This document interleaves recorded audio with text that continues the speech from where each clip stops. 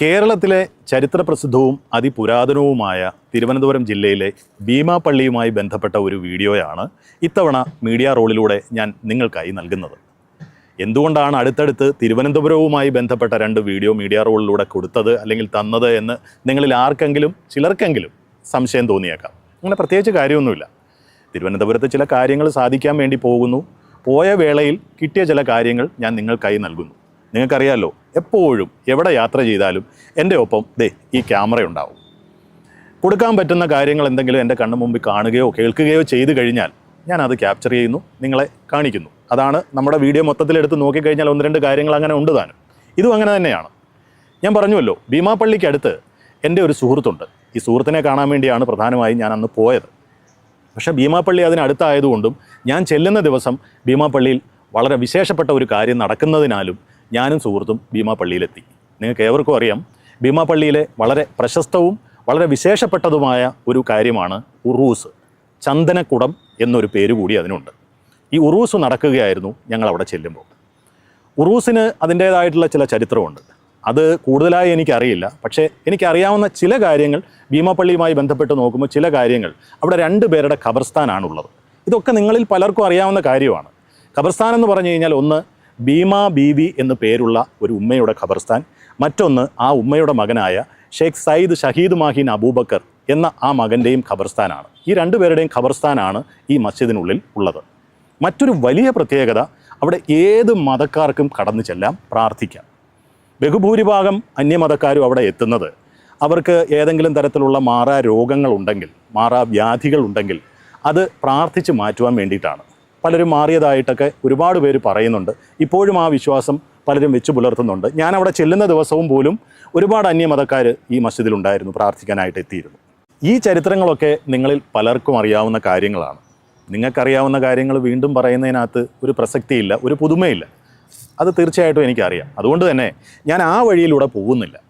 പകരം പുതുമയാർന്ന എന്തെങ്കിലും കാര്യം ഭീമാപള്ളിയുമായി ബന്ധപ്പെട്ട് കിട്ടുമോ എന്നറിയാനായിട്ട് ഭീമാപള്ളിക്ക് ചുറ്റും അതിൻ്റെ പരിസര പ്രദേശങ്ങളിൽ ഞാനും എൻ്റെ സുഹൃത്തും കുറേ സമയം അലഞ്ഞു തിരിഞ്ഞ് നടന്നു. ഈ കൂട്ടത്തിൽ ഈ പള്ളിയുമായി ബന്ധപ്പെട്ട അല്ലെങ്കിൽ ഈ പള്ളിയുടെ ചരിത്രവുമായി ബന്ധപ്പെട്ട ചില വ്യക്തികളെ അവിടെ വെച്ച് കാണാൻ പറ്റി, അവരോട് സംസാരിക്കാൻ പറ്റി. ആ സംസാരത്തിനിടയിൽ നമുക്ക് പറ്റിയ പുതുമയാർന്ന ഒരു കാര്യം എനിക്ക് അവിടുന്ന് കിട്ടി.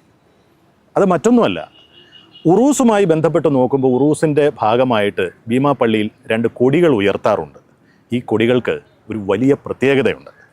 നമുക്ക് ഏവർക്കും അറിയാം, ഉത്സവമായിക്കോട്ടെ പെരുന്നാളായിക്കോട്ടെ, ആ ദേശത്തെ ജനങ്ങളുടെ ഒരു ഒത്തൊരുമയാണ് ഏതൊരു ഉത്സവത്തിൻ്റെയും പെരുന്നാളിൻ്റെയും പിന്നിലുള്ള സത്യമായ കാര്യം അല്ലെങ്കിൽ പ്രധാനപ്പെട്ട ഒരു ലക്ഷ്യം, അല്ലേ? ഇവിടെയും അങ്ങനെ ഒരു വലിയ ഒത്തൊരുമയുണ്ട്. ഈ ഒത്തൊരുമയെന്ന് പറഞ്ഞു കഴിഞ്ഞാൽ ഭീമാപള്ളിക്ക് പരിസര പ്രദേശങ്ങളിലുള്ള ഗൾഫിൽ പോയ മലയാളികൾ, അതും ഇപ്പോഴൊന്നുമല്ല, ഏതാണ്ട് 45 വർഷത്തിന് മുമ്പ് അല്ലെങ്കിൽ അതിനു മുമ്പേ തന്നെ ഗൾഫിൽ പോയിട്ടുള്ള മലയാളികളെല്ലാവരും ഒത്തുചേർന്ന് ഒരു തുക സ്വരൂപിച്ച് ഈ പള്ളിക്ക് വേണ്ടി 2 കൊടികൾ സമ്മാനിച്ചു, പ്രത്യേകിച്ച് ഉറൂസിന് ഉയർത്താൻ വേണ്ടി. ഈ കൊടികളാണ് കഴിഞ്ഞ 45 വർഷമായിട്ട് ഭീമാപള്ളിയിൽ ഉറൂസിനോടനുബന്ധിച്ച് ഉയർത്താറുള്ളത്. ഇതിങ്ങനെ ഞാൻ പറഞ്ഞാൽ ശരിയാവില്ല.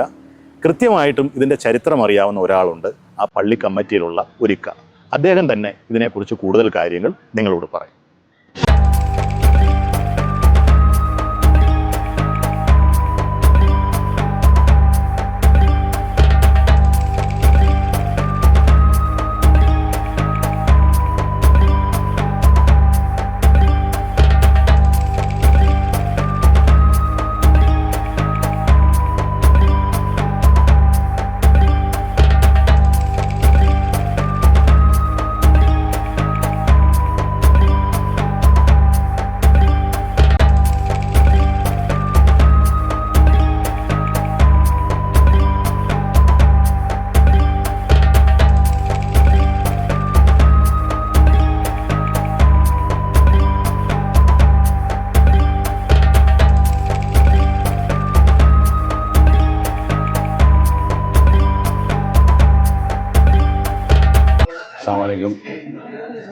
ഭീമാപള്ളി മുസ്ലിം ജമാഅത്തിൻ്റെ കീഴിൽ വർഷാവർഷം നടത്തി വരാറുള്ള ഉറൂസ് മുബാറക്കിൻ്റെ 2025-2026 ആണ്ടത്തെ ഉറൂസ് ഈ പോയ 22-ാം തീയതിയാണ് തുടക്കം കുറിച്ചത്.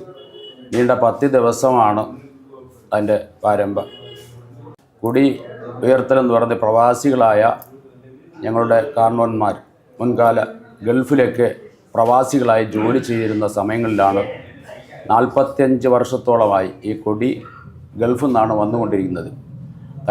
തലമുറയായി വന്നുകൊണ്ടിരിക്കുന്ന ഈ കൊടിയുടെ പറയുന്ന മുൻകാലങ്ങളിൽ പ്രവാസികളായിരുന്ന ആൾക്കാർ അവരുടെ അധ്വാനത്തിൻ്റെ ഒരു ഭാഗം എടുത്തുകൊണ്ടാണ് ഈ കൊടി 2 കൊടിയും ഭീമാപള്ളിയിൽ വന്നു ചേരാറുള്ളത്. അത് ഇന്നും അവരുടെ മക്കളായിക്കൊണ്ട് ചെറുമക്കളായിക്കൊണ്ട് അവരുടെ പ്രവാസികളായി നിന്നുകൊണ്ട് ഭീമാപള്ളി മഹല്ലിൻ്റെ ഓരോ പ്രവർത്തകരും അതിനെ അണിചേർന്നുകൊണ്ടാണ് അതിൻ്റെ കേശ് സ്വരൂപിച്ചുകൊണ്ട് അവരുടെ അധ്വാനത്തിൻ്റെ ഭാഗമായി നേർച്ചയായി കൊടി അവിടെ നിന്ന് തന്നെയാണ് വന്നുകൊണ്ടിരിക്കുന്നത്. ഗൾഫ് ജീവിതത്തിൽ ആരൊക്കെയുണ്ടോ അവരുടെയൊക്കെ അധ്വാനമാണ് ആ കൊടിയും ഈ മഹല്ലും ഈ പള്ളിയും ഒക്കെ അവരുടെയൊക്കെ അധ്വാനത്തിൻ്റെതും ഈ പ്രവാസികളായി നിൽക്കുന്നവരുടെയും എല്ലാവരുടെയും സഹായ സഹകരണങ്ങൾ മഹല്ലിൽ എപ്പോഴും ഉണ്ടായിക്കൊണ്ടിരിക്കുന്നത്. അതുപോലെ തന്നെയാണ് ഉറൂസിൻ്റെ വേളയിൽ ഒരുപാട് ഭക്തജനങ്ങൾ ഇവിടെ വരാറുണ്ട്. സഹോദര സമുദായത്തിൽപ്പെട്ട ഒരുപാട് അംഗങ്ങൾ അവരുമായി ഞങ്ങൾ കൈകോർത്തുകൊണ്ടാണ് ഈ ഉറൂസിനെ നമ്മൾ നേരിടുന്നത്. എന്തായാലും ഇതൊരു വിജയം തന്നെയാണ്. പ്രവാസികളായവരായിരുന്നാലും ശരി, ഈ കേരളത്തിലെ ഇന്ത്യയിലുടനീളം അറിയപ്പെടുന്ന ഒരു തെക്കൻ കേരളത്തിലെ ഒരു സിയാറത്ത് കേന്ദ്രമാണ് ഭീമാപള്ളി എന്ന് പറയുന്നത്.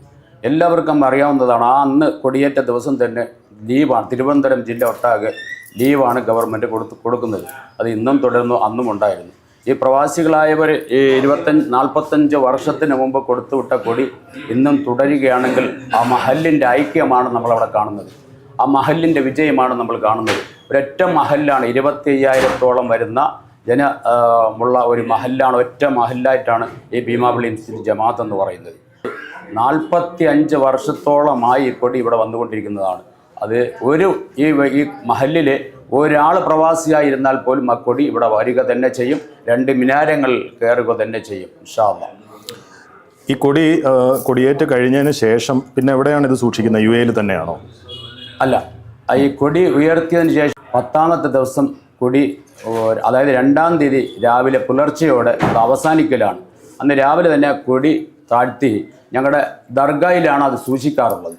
ദർഗ പള്ളിയുടെ അകത്താണ് നമ്മൾ സൂക്ഷിക്കുക. ഇനി അടുത്ത വർഷമേ ആ കൊടി നമ്മൾ എടുക്കുകയുള്ളൂ. അതുവരെയും ഞങ്ങളുടെ ദർഗയിൽ തന്നെയാണ് ആ കൊടി സൂക്ഷിച്ച് വച്ചിട്ടുള്ളത്. കമ്മിറ്റി ഭാരവാഹികളാണ് അതിൻ്റെ ഉത്തരവാദികൾ.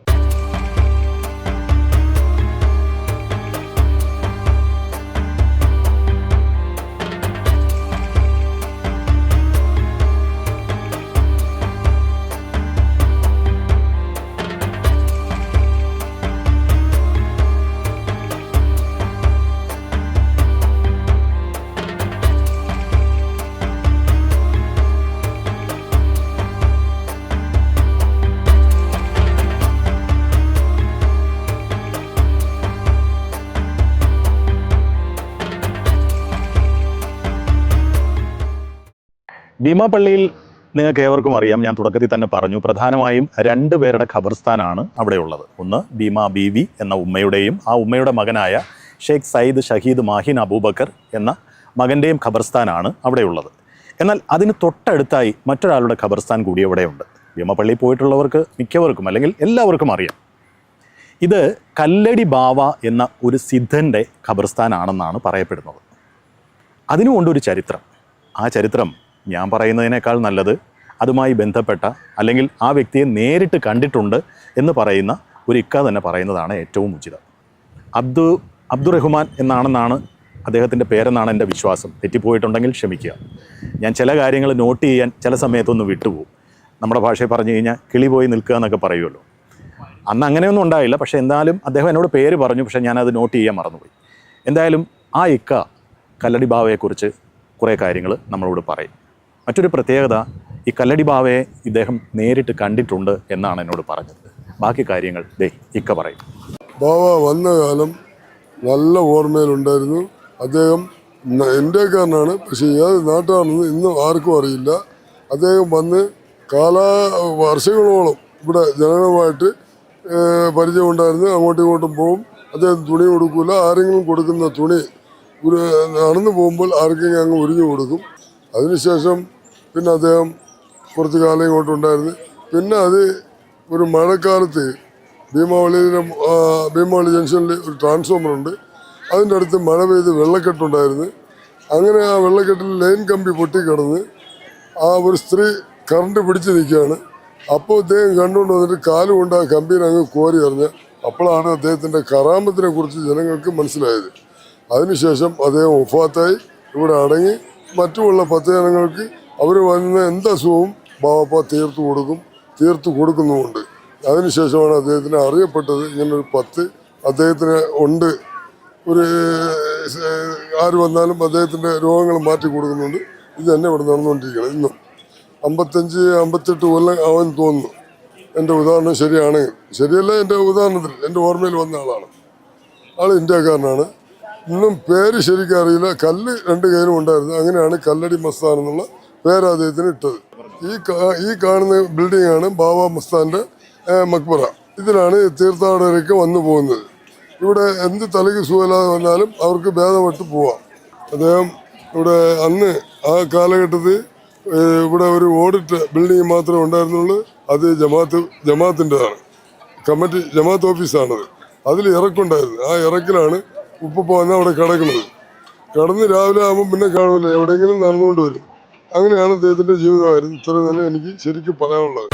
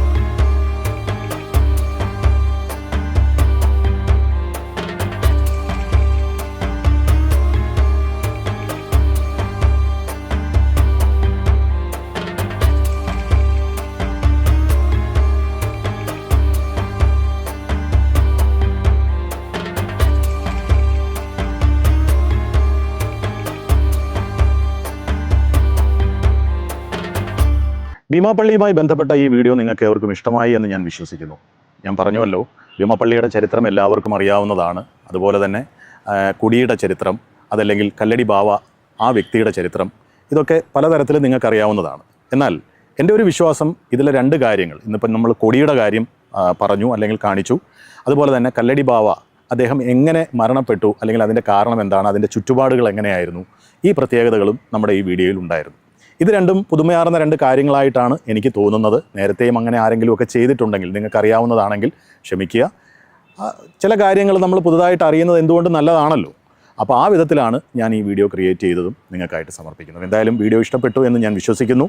നിങ്ങളുടെ എവരുടെയും അഭിപ്രായങ്ങൾ കമൻറ്റ് ബോക്സിൽ അറിയിക്കണം. അതോടൊപ്പം തന്നെ വളരെ പ്രധാനപ്പെട്ട ഒരു കാര്യം ചെയ്യാൻ മറക്കരുത്, സബ്സ്ക്രൈബ് ചെയ്യുക. അതുപോലെ തന്നെ ഈ വീഡിയോ പരമാവധി ഷെയർ ചെയ്യുക. അപ്പോൾ പുതിയൊരു വിശേഷവുമായിട്ട് വീണ്ടും അടുത്ത വീഡിയോയിൽ കാണാം. അതുവരെ